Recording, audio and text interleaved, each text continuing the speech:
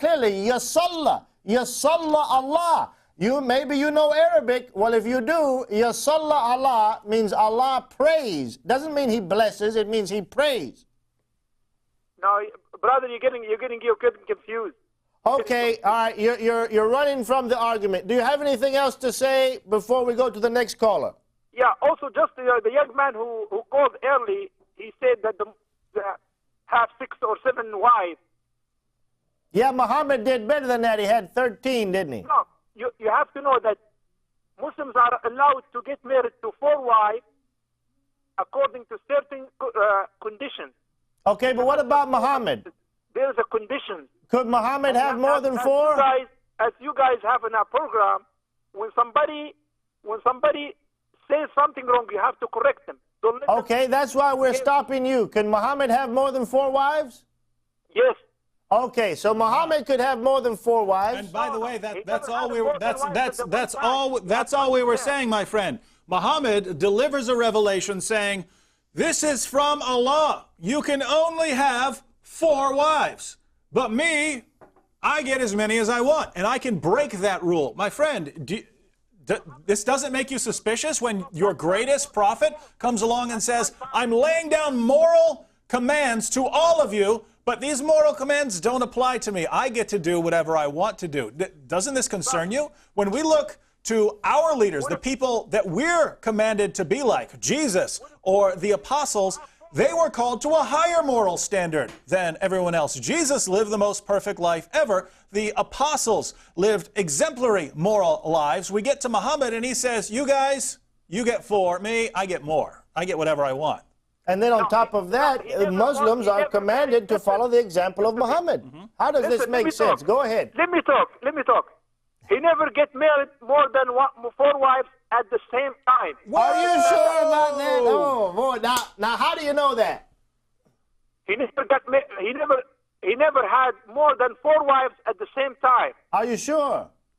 Yes, I'm 100% sure. Okay, tell us how you're sure. And Muslims are allowed to have 4 wives. Tell us how you're sure. We're waiting. They can have 10 girlfriends at the same time. Okay, all right. So Muhammad, David Wood, did you know that Muhammad never had more than 4 wives at one time? Well, if you totally throw out all of Islamic history, you can say that. But if you believe in Sahih al-Bukhari, or if you believe in the Sirah literature, in other words, if you go to the most reliable collections of Ahadith, or if you go to the most reliable collections of Sirah literature, all those sources say that either Muhammad had at least 9 or 11 or 13 wives at the same time. So if you know more than Al-Bukhari, if you knew more than Imam Bukhari, absolutely wrong. I'm wrong. Well, what did I say that's wrong? Just clarify. Am I wrong about my interpretation, or am I wrong about what these sources say? What am I wrong about? You are wrong because you're claiming now that the Muhammad, peace be upon him, he had more than 4 wives at one time. Yes. This is wrong. This is absolutely wrong. Okay. Brother David just told you that this is in the Hadith, this is in the Sirah literature, Ibn Ishaq, Ibn Kathir. You're telling us it's wrong. What are your sources to tell us it's wrong? Were you there with Muhammad? Do you know? What are your sources? I know what I'm saying. I am 100% positive. Okay, give us proof. Produce your evidence. But you guys, when you are in the air, when somebody called and he gave wrong information about Islam, your duty to correct the call. Well, actually, sir, we agree with him. I agree with you that the true line of Islam is you're supposed to worship Allah and not Muhammad. But what that young man said is true. I believe that a lot of Muslims essentially do worship Muhammad because you don't know anything about Allah. You can't tell where Allah is. Allah is so distant, so different. You can't even tell me what He is. Is Allah a spirit? What is Allah? You don't know. And so into this vacuum of ignorance and agnosticism, Muhammad gets swept up. And you have hadith that say things like, the sweat of the Prophet was the best perfume.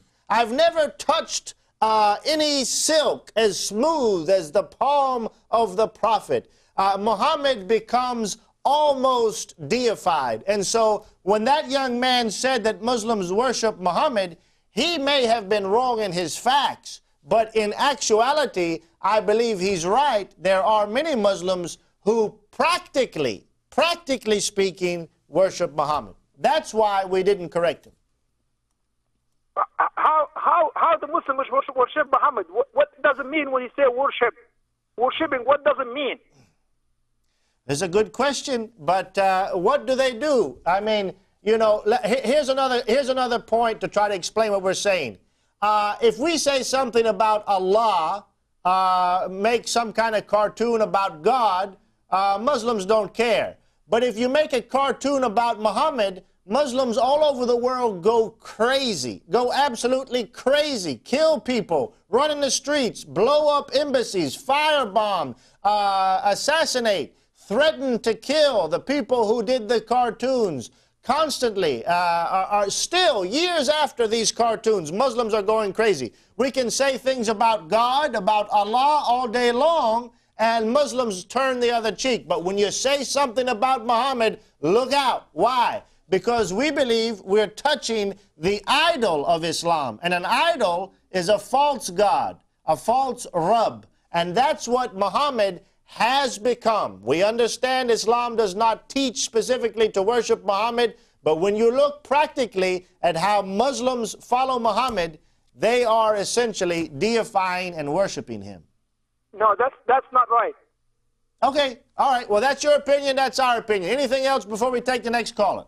No, what you said is just wrong. What you said is just wrong. No, my friend, just think about this. Just think about this. How are you saved? How are you saved in Islam? By declaring that you believe in Allah and His prophet.